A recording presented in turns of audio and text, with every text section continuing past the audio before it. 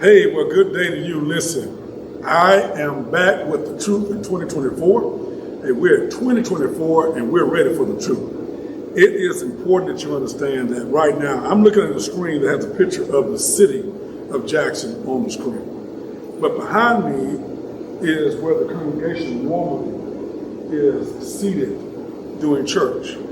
I want you to understand that the truth for me is about making sure that we deal with real issues, real problems, the real things that people are facing in dealing with the kingdom of God.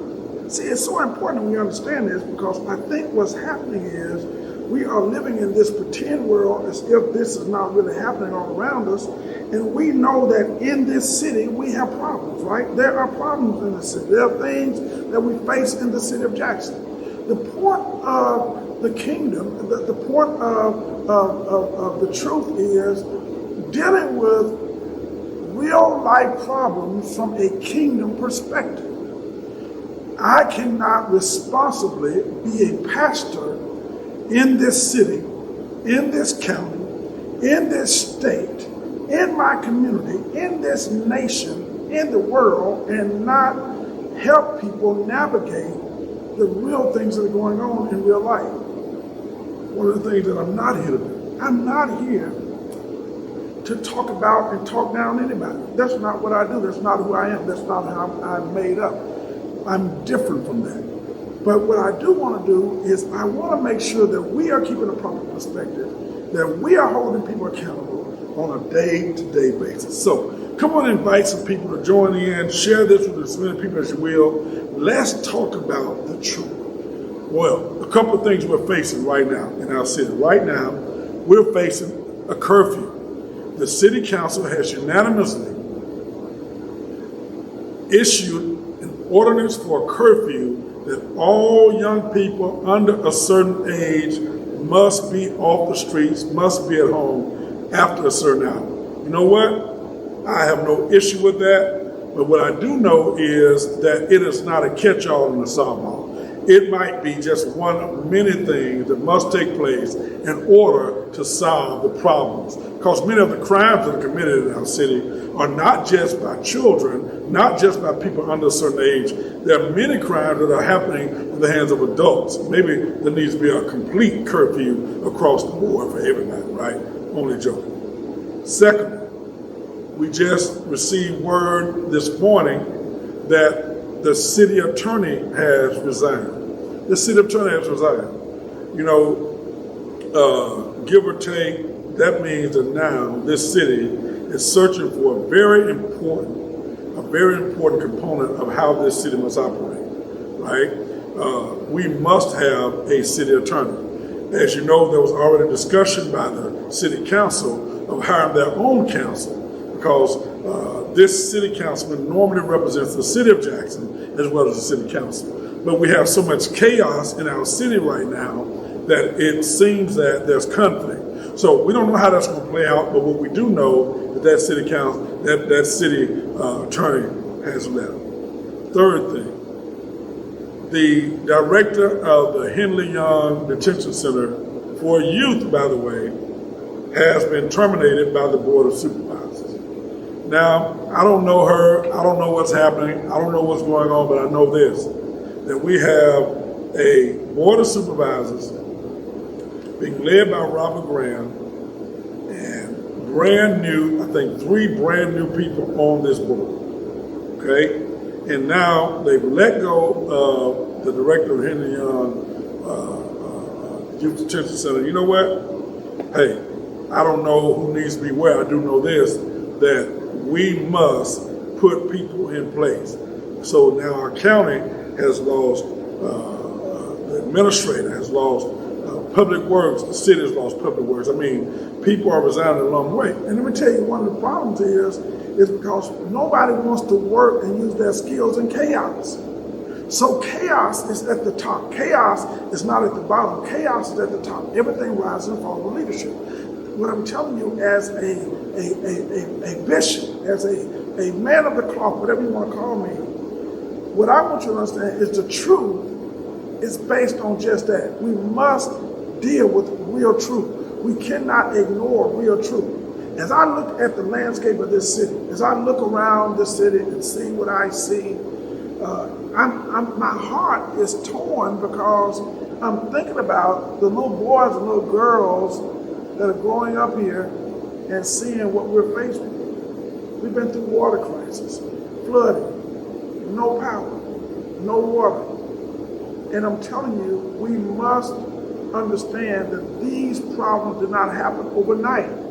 So one of the issues we have is we are playing a blame game of who we want to blame. We're going to blame the board of supervisors. We're going to blame the mayor. We're going to blame the city council.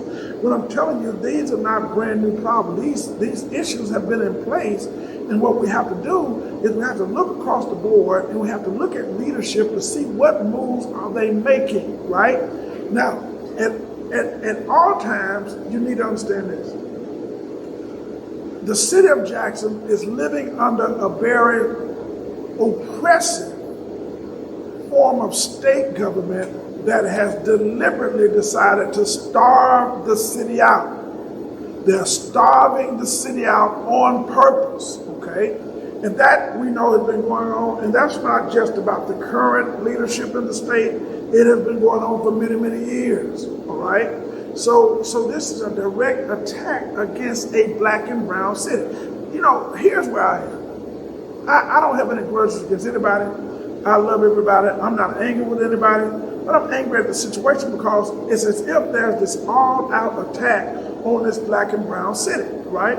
Matter of fact, they have summarily issued and have warned, and it looks like it's going to pass, that they're going to actually appoint judges instead of them being elected. That has gone through the process where now a black judge has approved what they're doing, what's happening. Now, I know I said a black judge, but it doesn't matter who the judge is.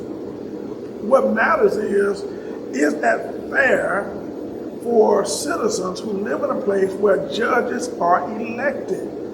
That's what the issue boils down to. So now they are being judged by people that they did not elect. That is un-American. We elect our president. However, we're living in a place, and I want people that are not from here to understand that I don't know where you're from, where you live in, but we're living in a place where you got to understand that is still oppression at an alarming rate. So guess what? Those of us that are being oppressed must get together.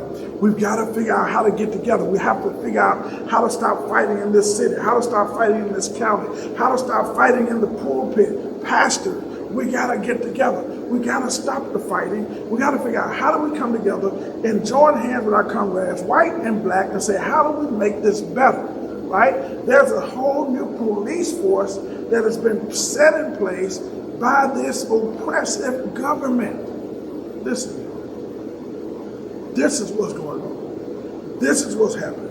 And it's real stuff. And I need you to understand, it's real, okay? But what do we do from a kingdom perspective? What I've decided is that we must together be a part of solving the problem. Because if we don't, the people that sit in the pews in our churches, the people that walk around this city do not have a chance, do not have an opportunity. Children see no hope, they see no future. And when children see no hope and no future, you can set a curfew, but you can't keep them in.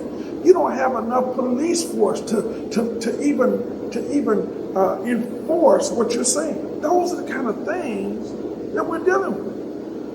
Last but not least, the garbage. We are coming back around to a garbage crisis, right? Coming back around to a garbage vendor being chosen.